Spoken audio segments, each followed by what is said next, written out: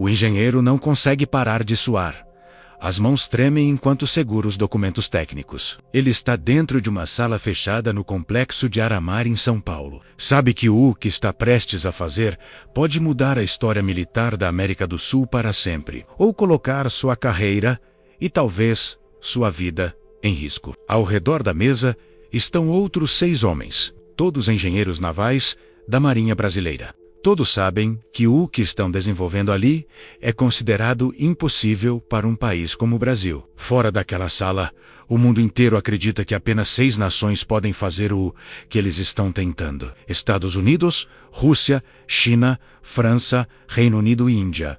Potências nucleares, impérios tecnológicos gigantes militares, e ali está o Brasil. Um país que nem sequer assinou o Tratado de Não Proliferação Nuclear. Tentando dominar a tecnologia de propulsão nuclear submarina, o engenheiro olha para o almirante Otton Luiz Pinheiro da Silva, sentado na ponta da mesa. O homem que transformou essa missão impossível em obsessão nacional.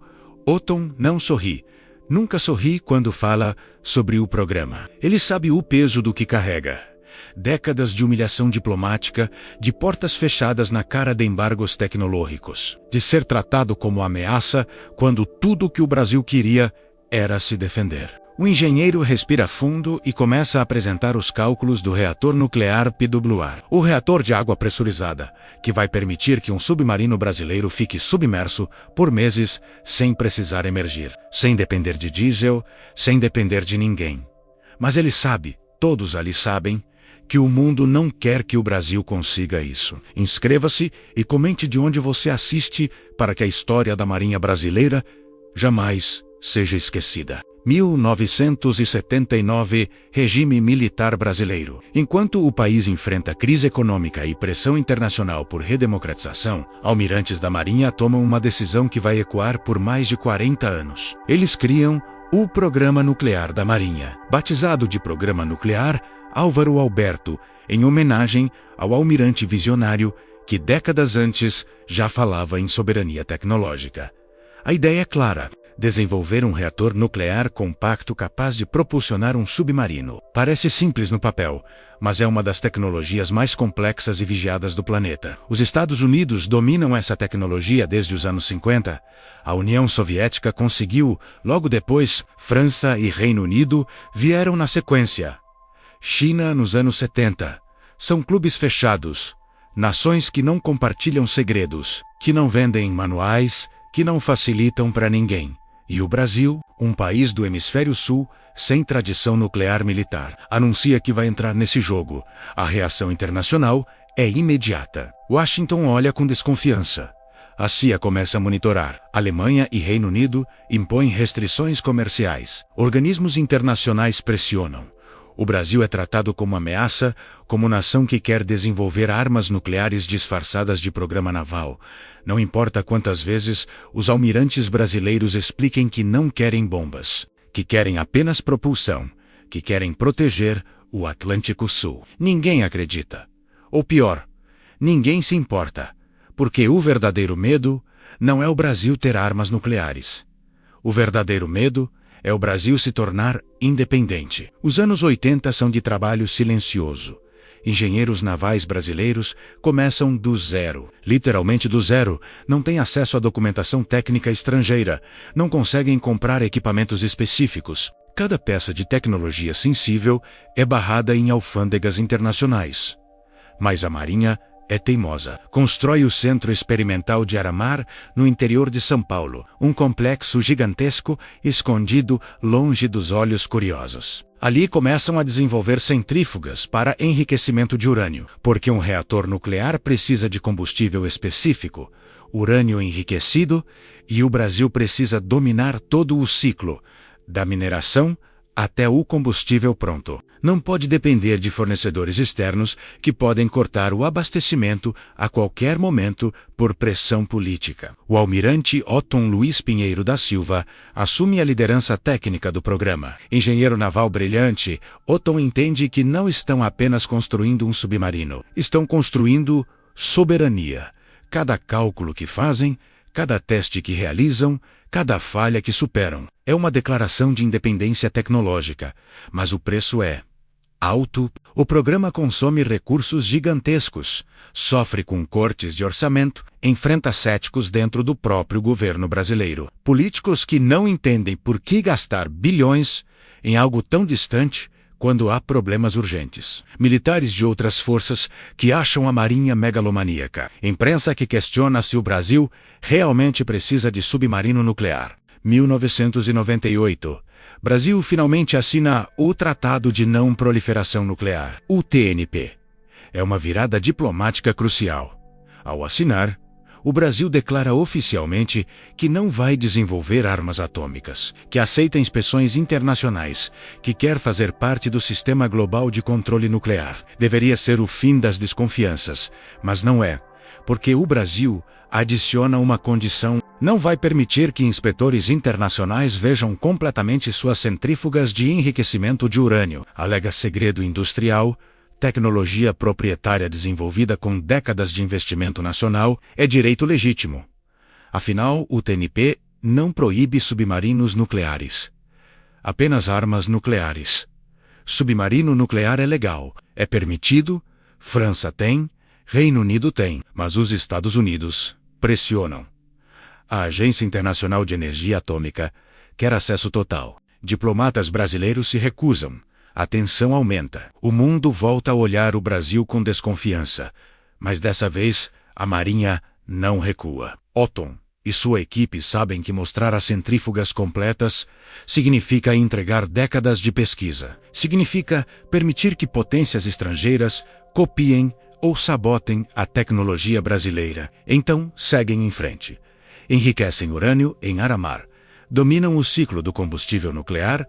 Provam tecnicamente que conseguem, mas continuam isolados. Continuam sem parceiros que compartilhem tecnologia de reatores navais. 2008.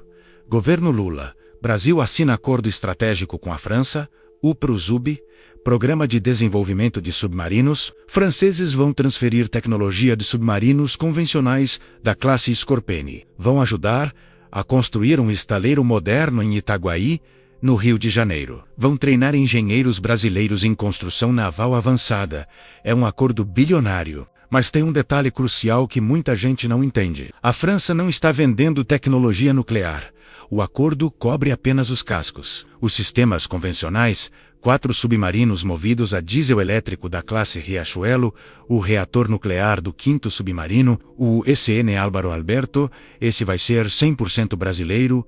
Paris deixa claro: não vai compartilhar segredos de propulsão atômica. Washington provavelmente pressionou nos bastidores. Então, o Brasil aceita. Porque a essa altura a Marinha já tem o reator, já domina o enriquecimento, já sabe fazer o combustível. O que falta é integrar tudo em um casco submarino gigantesco. E aí, a expertise francesa em construção naval ajuda. O acordo é inteligente. Brasil ganha conhecimento em uma área, continua soberano em outra. Nos anos seguintes, o estaleiro de Itaguaí cresce, vira um complexo industrial impressionante. Submarinos da classe Riachuelo começam a ser construídos. Riachuelo, Humaitá, Toneleiro, Angostura, nomes que homenageiam batalhas navais da Guerra do Paraguai. Cada submarino convencional que fica pronto é uma etapa, um aprendizado, mas todos sabem que o verdadeiro objetivo é o 5º, o nuclear, o ECN Álvaro Alberto. 2020, a Marinha anuncia que o reator nuclear Pedubalos está pronto. Reator de água pressurizada, compacto o suficiente para caber em um submarino, potente o suficiente para gerar energia por décadas, sem reabastecimento. A notícia circula discretamente, sem alarde, mas nos círculos militares internacionais, o impacto é sísmico. Brasil realmente conseguiu. Dominou uma das tecnologias mais complexas da engenharia naval. Vai se tornar a 7ª nação com submarino de propulsão nuclear. Atrás apenas de Estados Unidos, Rússia, China, França, Reino Unido e Índia. Potências nucleares consolidadas. E agora o Brasil. A reação é mista. Alguns países reconhecem a conquista técnica, outros intensificam vigilância. Porque um submarino nuclear muda completamente o equilíbrio estratégico do Atlântico Sul. Submarino convencional precisa emergir frequentemente, usa diesel elétrico, fica dias ou no máximo semanas. Submerso é detectável, previsível, limitado. Submarino nuclear fica submerso por meses. Só precisa emergir quando a comida da tripulação acaba. Navega mais fundo e mais rápido, é praticamente invisível. Ninguém sabe onde está, é a arma de dissuasão perfeita.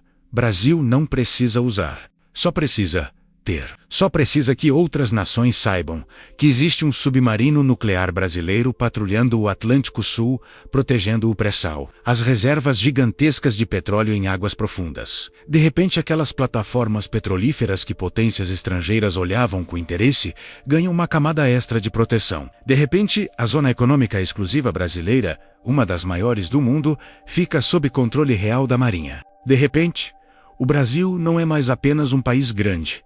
É uma potência naval estratégica. Mas a jornada não acabou.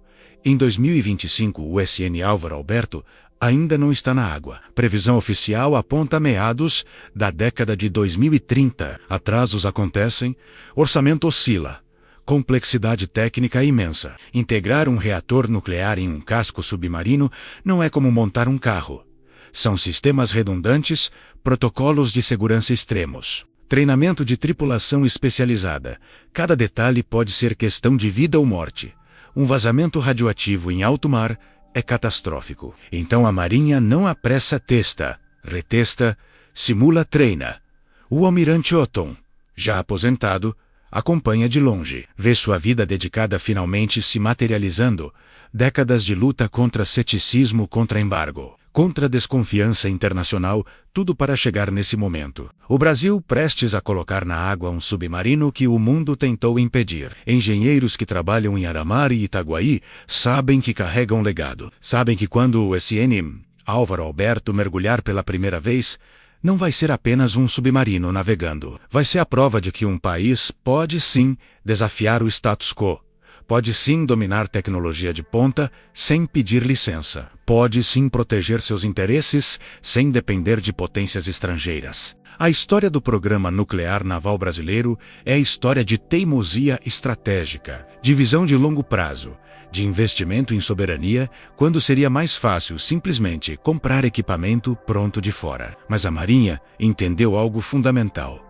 Tecnologia comprada pode ser cortada, embargada, sabotada. Tecnologia desenvolvida internamente é sua para sempre. O Brasil pagou preço alto por essa independência, bilhões de reais, décadas de trabalho, isolamento diplomático, desconfiança internacional, mas quando o SN Álvaro Alberto estiver operacional, quando patrulhar silenciosamente as águas do Atlântico Sul invisível aos radares e sonares inimigos, quando outras nações souberem que existe uma capacidade nuclear submarina brasileira, todo esse esforço vai fazer sentido, porque o verdadeiro poder não está em quantas armas você tem, está em quanto você pode fazer sozinho, enquanto você não depende de outros para se defender. O Brasil foi tratado como ameaça quando anunciou que queria tecnologia nuclear. Foi isolado, boicotado, pressionado, e a resposta brasileira não foi recuar.